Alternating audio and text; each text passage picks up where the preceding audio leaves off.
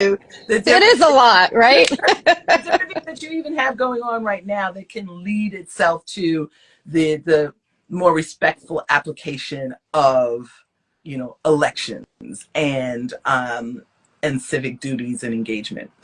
Yes. Well, thanks. Thanks, Gina. So, um, educators are, educators here at St. Luke's, educators across New York are thinking about their planned curricula. And, each school is different. And I'll go into that in a little bit about St. Luke's as an example.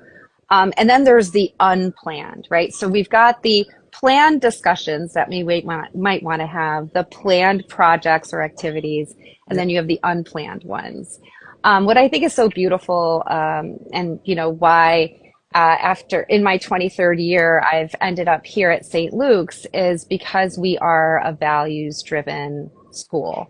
And so what's wonderful is that we work to embed agency, student voice and choice. Mm-hmm. And also, what I think is most important is this idea that while we love the individual and we always are going to try to create individual experiences for our children throughout the 10 years here that they're here, we want each individual to realize that they are part of something much bigger than themselves Mm-hmm. Mm-hmm. and that they are part of a greater whole and they have a responsibility to that whole. And so consequently, you will see that throughout the years here at St. Luke's, kids are experiencing actual projects around civic engagement. We do in the kindergarten a whole post office unit, and where the kids are talking about how our post office brings our national community and international communities together through the mail. And the kids get so excited about delivering mail. They learn about the post office as a government agency. They start to learn about other government agencies. And it's just a really wonderful, joyful entry point into this idea of our country and our country having certain offices and certain arms of it that take care of communities in different ways. Mm-hmm. We also do a lot of service learning in our lower school. For example, we'll talk about food insecurity and we'll talk about what are different governmental but also local programs that that work to act against that, to provide people in need with food.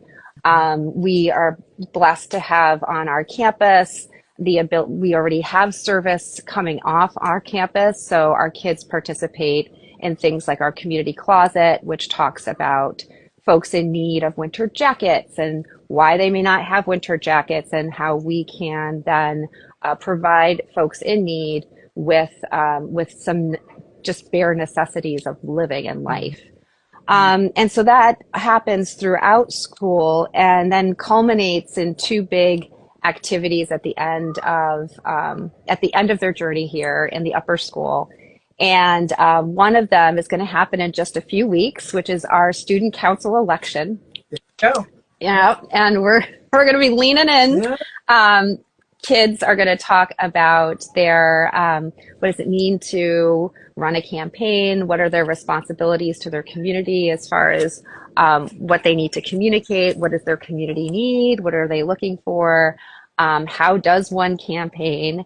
And then on the flip side, how does one make a responsible vote? What are you thinking about as you're casting this really important representation of your voice?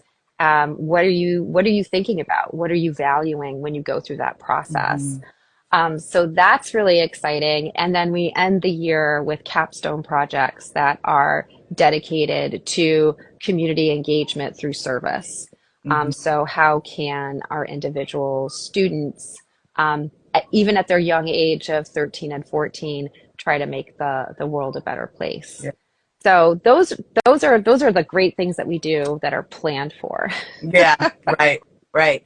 And then in the unplanned situation, I mean, I'm assuming that by the time the children, are in their capstone years at St. Luke's and they're experiencing what an election should feel like, what its goals are, the different policies, what the needs of the community.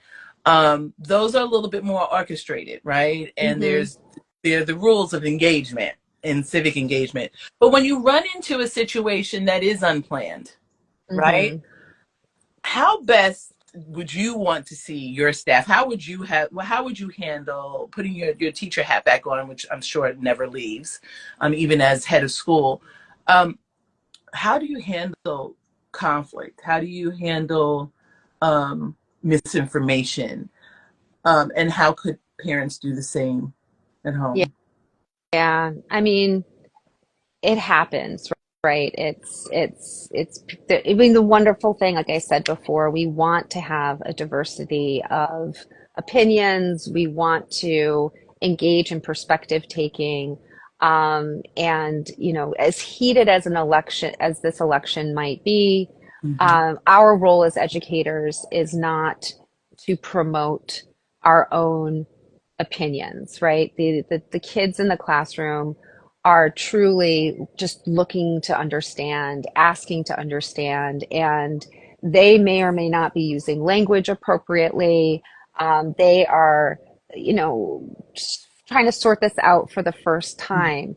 And so we as educators can't add further complication by bringing our own biases or you know learned expertise, but it still isn't theirs, right? So we always as a school want to respond to the kids where they are and the questions that they're asking, and think of ourselves more as facilitators and teachers of civil discourse and how to engage dialogue versus us, you know, being ideological and trying to promote whatever it is that we believe. Yes. Um, and so, in order to create a safe place like that, you really have to have started this week, Yeah. last week. You want to create norms for your classroom that you can come back to no matter what the heated topic might be, right? The heated topic doesn't necessarily need to be the election, it could be a host of other things. Mm-hmm. And so, having norms in our upper school or charters in our lower school that remind the kids our commitments to each other and what we have agreed upon as we engage in any kind of discussion in the classroom.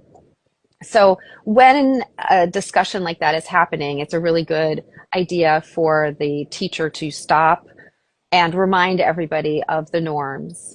Mm-hmm. And then whatever the teachers whatever their practice is, to get everybody settled and grounded. Mm-hmm. And oftentimes it can be talking about the norms, but then also what does one believe. And so by reminding kids, either it's through reflection or share, to think about what are three things that you value, what are three things that you hope for a community, and Mm-hmm. helping to engage kids in that conversation first as a level setting, so that they're being mindful of the things that they hold dear as they then engage in the discussion. And you know, there are a lot of protocols out there. There are ways for teachers to, you know, there's a talking stick, there can be a timer, there Mm-hmm. can be chips. I've seen that used What was before, where the last one? like chips, like they have like little colored Oh, chips where okay. Yeah. one can be like adding a comment, another could be asking a clarifying Mm-hmm. question, another could be giving advice, and children then get a certain number of those that they can use in the discussion so that they're not monopolizing the airtime, Mm-hmm. and also not only giving advice, right? Sometimes you should be asking some clarifying Yes. questions. And so just having some kind of structure for the conversation, because conversations like this, just as we've seen in an adult world, can spin. And without agreed upon guidelines, it makes it really hard to pull it back without creating harm. Yeah. And then the other piece of it is that in these kids are experimenting with language. They may have some feelings, they may be confused, and kids will say something that is unkind. They may say something that is clumsy and hurtful. And it's really incumbent upon us as the adults in the room or at home to immediately say something, but it's not about blame and shame. It's about bringing a child into the conversation. Mm-hmm. And then if there is a child who is hurt by a comment, is for there to be an actual time devoted to repair and restoration, so that the child who was hurt by the comment can explain why it hurt, and the child who made the comment could learn from that and also then explain that maybe they didn't know, or and be able to take in that information and apologize appropriately. Yeah. And that all needs to be guided again by the adult in the room. So when the adult in the room is doing all these things, there's very little space or place for there to be a lot of the individual's own feelings to be brought into that, because there's a lot going on in these Yeah. conversations. And you bring up a really good point, like when the adult is in the room. And I think oftentimes in spaces where our children are looking for the adults to be in the room, they're not there. They're not in the room. They're not showing up as adults. They're not Mm, doing what it is that we are asking of our children to do to be able to be active and engaged and responsible participants in this democracy, right? So yeah. I'm wondering what resources, I mean, you mentioned the talking, so you mentioned a lot of resources for the classroom, but what about at home? What, like, should we, would you suggest, I'm not trying to put you on the spot, but like, should we share that debate with our students? I mean, what part of this experiment that's happening right now in democracy and civic engagement, what can we show our 13 and under, and what resources can we use as parents to make sense of it, to kind of push back against it, to encourage certain aspects of what it looks like to really be civically minded and respectful? Are there any Yeah. organizations out here, any websites, any resources for parents and children? Yeah. Yeah. Thanks for joining, everybody. Um, yes. So I think that that is possibly the one of the bigger challenges for families, right? Is like, where do I go for advice on all of this? And, I think one of the things that we want to always remember is that the children know very little. I mean, very little at even the best schools. Civics education doesn't formally start until much later in a child's, later elementary, early adolescent time, right? And so the fundamentals of our government are things that we take for granted. And sometimes we may be a little bit fuzzy on those things. Mm-hmm. And they have no foundation. So I think the thing before showing any kind of clips or anything about a debate, I think it would be really helpful for a child to understand, what is a debate? Yes. Why do we have debates in our country? How do they serve in the election process? Even like, what are the origins of a debate? And some fun facts about them historically, right? Like, I think engaging kids joyfully and, Mm-hmm. learning with joy, leading with heart is again, a St. Luke's motto, and something I really believe is that, we always want to enter into these conversations with kids, or often want to enter into these conversations with kids from an adult perspective, but recognizing the fact that kids don't have some of that baseline knowledge. Right.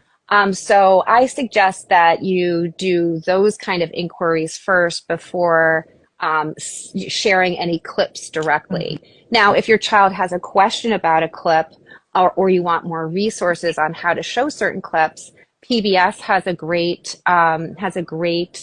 civics site. Mm. There's iCivics, which is a free online tool to learn more about civics. The Sesame Street for the young ones has a community-based how to promote engagement at the community level website. That's really great. There's also fun videos like Brain Pop and Crash Course that can give kids a foundation in just our government in general and how it evolved over Yeah. time. Um, but those, We'll definitely list PBS. those. I'm going to get that list from you, and we'll make sure to list that